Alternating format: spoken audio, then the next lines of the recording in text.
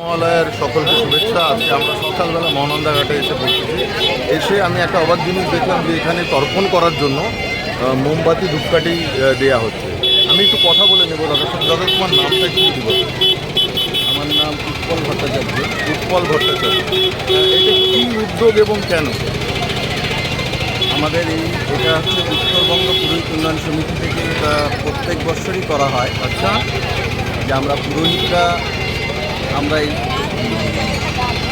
তর্পণের জিনিসগুলো আমরা সরবরাহ করে থাকি। কারণ আমরা দেখেছি যারা খুব সকালবেলায় আসেন, হয়তো আগের দিন জোগাড় করতে অসুবিধা হয় এবং আমাদের বিভিন্ন ভাবে তারা এখানে আসে ঘোরাফেরা করে কোথায় পাওয়া যাবে। তা আমরা একটা জায়গায় তর্পণের বিভিন্ন দ্রব্যাদি যেসব আছে আমরা সেটা বিনামূল্যে আমরা এটাকে দিয়ে ভালো উদ্যোগ। আমার আর একটা কোশ্চেন ছিল, আপনারা কি এর সাথে সাথে পুরোহিত যারা রয়েছেন তাদেরকেও কি সহযোগিতা করছেন, যে তারা বিনা পয়সায়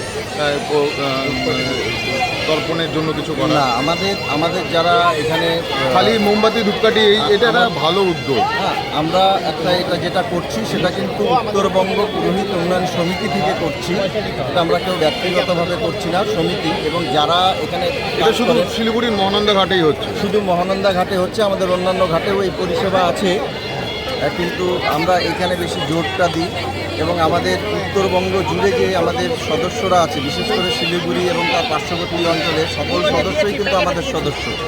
কারণ শিলিগুড়ি এবং পার্শ্ববর্তী অঞ্চলে একটাই সংগঠন পুরোহিতদের, উত্তরবঙ্গ পুরোহিত উন্নয়ন সমিতি। সুতরাং যারা করছেন সবাই আমাদের মেম্বার। ধন্যবাদ।